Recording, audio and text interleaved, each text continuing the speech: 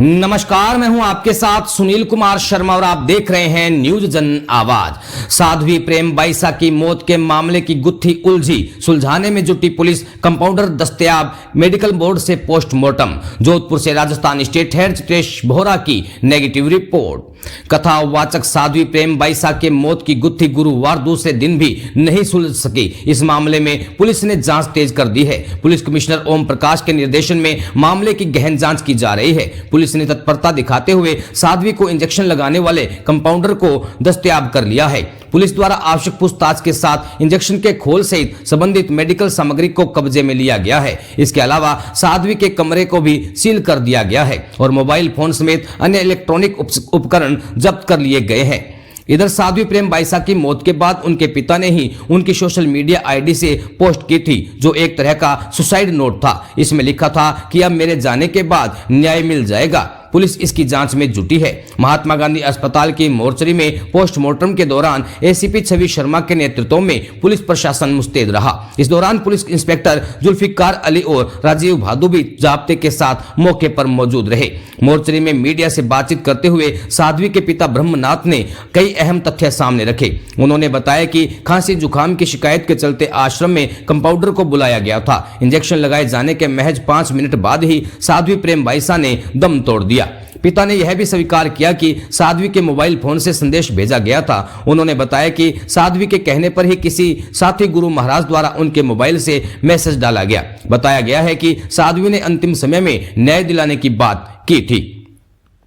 पिता ब्रह्मनाथ ने पूरे मामले की निष्पक्ष जांच करने की मांग की है। वहीं पुलिस का कहना है कि कंपाउंडर को हिरासत में लेकर पूछताछ की जा रही है और सभी पहलुओं पर गंभीरता से जांच जारी है। इससे पहले गुरुवार सुबह एमजीएच में कथावाचक प्रेम बाईसा के शव का मेडिकल बोर्ड से पोस्टमार्टम करवाया गया। इस दौरान मोर्चरी में कई साधु संत मौजूद थे। पुलिस का पहरा भी मोर्चरी के बाहर देखा गया। 3 डॉक्टरों की मेडिकल टीम द्वारा उनका पोस्टमार्टम किया गया। अब पोस्टमार्टम रिपोर्ट से ही मृत्यु के कारण का पता लग पाएगा। नागौर सांसद हनुमान बेनीवाल ने मुख्यमंत्री से इस मामले की गंभीरता से जांच करने की मांग की है।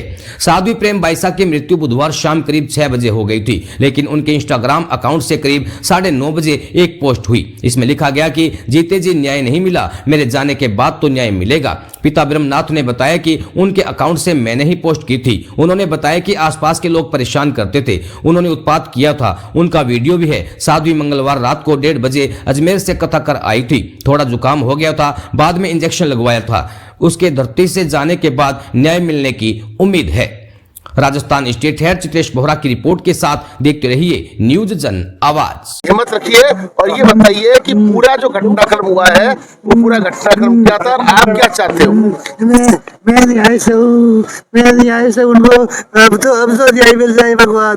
ये मुझे सतो अब तो न्याय मिल जाए। तेरे मुझे सतो अब तो न्याय मिला दो। अरे भगवान मीडिया देश की सत्ता अब तो न्याय दिला दो। आप किस प्रकार का न्याय चाहते हो? जो आप देखे वो हमें मंजूर है। आप में ही भगवान का स्वरूप है, आप में ही से भगवान का अंश विद्यमान है। आज इस वक्त हर इंसान के आज इस घड़ी में सबके अंदर भगवान ही है जो सेव करे। आपने जो उचित लगे वो करो, उनको न्याय दिला दो। आपकी बेटी आपकी पुत्री का निधन हुआ है, सबकी हिंदुस्तान की, भारत की, आपकी बेटी को न्याय दिला देगा। अच्छा, क्या कारण था? ये घटना हुई कैसे? क्या घटना क्यों हुई है?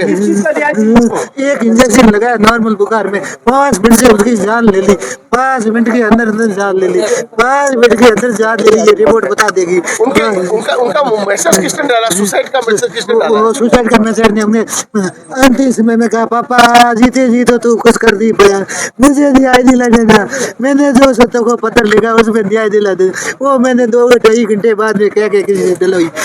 किसने डाला? वो हमने हमारे कोई गुरु पढ़ा ने क्या डलवाई, सोशल मीडिया हैंडल करने वालों से हैंडल करने वालों से। परेशान क्यों थी? उनको क्या ऐसे नॉर्मल बुखार था, बाकी कुछ नहीं। उन्होंने पहले भी अपने बारे में कुछ कहा था? दुनिया के सामने, हर चीज सामने, पुलिस के पास में सब पूरी रिपोर्ट जारी की, सब वो उजागर करना चाहते। अब आप क्या चाहते हो?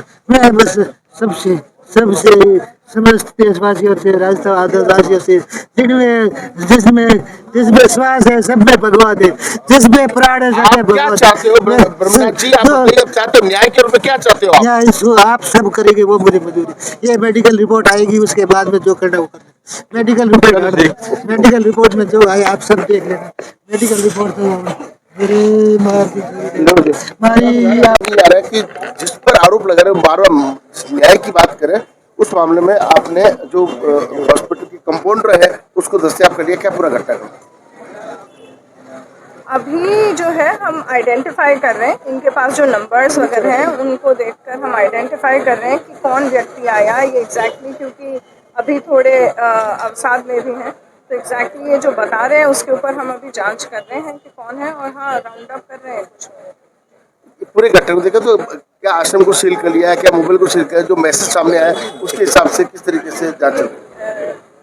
उसको सुरक्षार्थ हमने बिल्कुल जो प्लेस ऑफ इंसिडेंट है उसको सुरक्षार्थ उसकी एक्सेस कंट्रोल करना आवश्यक होता है, इस वजह से उसको एक्सेस कंट्रोल कर दिया गया है ऑफ कोर्स, और एफएसएल टीम द्वारा मौके की जांच भी कराई गई है और पुनः ढंग से और गहन रूप से मौके की जांच कराई जाएगी। सारी प्रोसेस जो है वो बिल्कुल नियम के हिसाब से चल रही है। राउंड अप क्या करते हैं? डेथ के 2, 2.5 घंटे 3 घंटे बाद ऐसी आपत्तिजनक पोस्ट होना, उनके ऐसी क्या न्याय की अपेक्षा थी जो न्याय उनको जीते जी नहीं मिला? उन्होंने कभी सोशल मीडिया पे नहीं बताया कि मुझे ऐसा न्याय नहीं मिला, तो उस पोस्ट से ही हम सबको लगा कुछ ना कुछ इनके साथ बड़ा कुठाराघात हुआ है। इनके जीवन लीला समाप्त करने की जो ये चीज़ है वो नेचुरल नहीं हो सकती, तो हम सब ने उसका विरोध किया। और इनके पिताजी जो ये मोबाइल वाला एलिगेशन लगा रहे हैं, ऐसा कुछ भी नहीं हुआ, हम सब मौजूद थे। पहले साध्वी जी का फ़ोन एक इनके स्टाफ के पास था, ये बापची ने फ़ोन करके उनका फ़ोन मंगवाया, साध्वी जी का अपने फ़ोन अपने पास में लिया, तो हम सब ने जो छवि शर्मा जी वहाँ मौजूद थे उनको बोला कि आप इनका फ़ोन ले लीजिए, साध्वी जी का भी और इनका भी। तो उन्होंने अपने पुलिस प्रशासन का जो प्रोटोकॉल होता है उसके तहत प्रशासनिक अधिकारियों ने उनका फ़ोन लिया, किसी भी नॉन प्रशासनिक आदमी ने उनका फ़ोन नहीं लिया। फ़ोन है जो पुलिस प्रशासन के आला अधिकारी है, उनके कितने फ़ोन थे उस टाइम पर उनके पास एक तो इनका खुद का था, एक साध्वी जी का फ़ोन था और एक फ़ोन और था। जहाँ तक मैंने वहाँ देखा, गाड़ी में बैठे थे, बाप जी के पास एक साध्वी जी का और 2 फ़ोन बाप जी के खुद के थे। जो एक साध्वी जी का और एक बाप जी का जो बार बार फ़ोन कर रहे थे, वो फ़ोन उसी टाइम पुलिस प्रशासन के आला अधिकारियों ने वहाँ जब्त कर लिया। अब मेरा आप सभी से निवेदन है कि उनकी पोस्ट इस तरीके से होना और कुछ महीने पहले जो अनैतिक कृत्य का जो भी चीज़ सामने आई, उन सारी चीज़ों को मद्देनजर रखते हुए मेरा आप सभी भाइयों से AI का तो अपन उसको कुछ भी उस चीज़ की पुष्टि भी नहीं हुई थी। बोरनाडा थाने में जो ये मुकदमा चला भी था उसकी पुष्टि नहीं हो पाई, लेकिन जैसी चीज़ें जो लोगों ने देखी, मैंने भी देखी, आप सब ने, हमने सब ने देखी, तो उस हिसाब से इनके साथ जो कुठाराघात हुआ, मेरा आप सभी से निवेदन है कि that's not a natural death, ठीक है। तो मेरा आप सभी से निवेदन है ज़्यादा से ज़्यादा संख्या में पधार कर इस भगवाधारी बहन को न्याय दिलाए, आप सबसे यही अपेक्षा है और इसी के साथ हम सब यहाँ दर्ज। मेरा नाम रुद्र प्रताप सिंह राजपूत है, मैं ओसिया का निवासी हूँ।